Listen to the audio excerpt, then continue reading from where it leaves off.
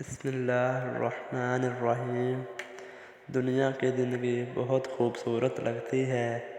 ہر طرف سبزہ پھول اور خوبصورت مناظر ہمیں اپنی طرف کھینچتے ہیں، لیکن اللہ تعالیٰ قرآن میں فرماتا ہے کہ یہ دنیا کی زندگی صرف ایک عارضی سامان ہے، اصل زندگی تو آخرت کی زندگی ہے۔ انسان صبح سے شام تک دنیا کے کاموں میں مصروف رہتا ہے۔ مال کمانا، گھر بنانا اور عوام کی چیزیں حاصل کرنا، یہ سب چیزیں بڑی نہیں ہیں، لیکن اگر انسان اپنے رب کو بھول جائے تو یہی چیزیں اس کے لیے نقصان بن جاتی ہیں۔ ہمیں سوچنا چاہیے کہ جس اللہ نے ہمیں پیدا کیا، ہمیں سانس دی، ہمیں یہ خوبصورت دنیا دکھائی، کیا ہم اس کے شکر گزار ہیں؟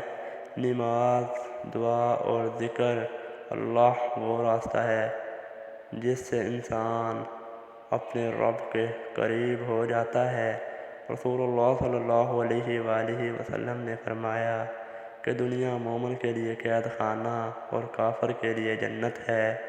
اس کا مطلب یہ ہے کہ مومن ہمیں آخرت کی فکر کرتا ہے اور اپنی زندگی اللہ کی رضا کے مطابق گزارنے کی کوشش کرتا ہے۔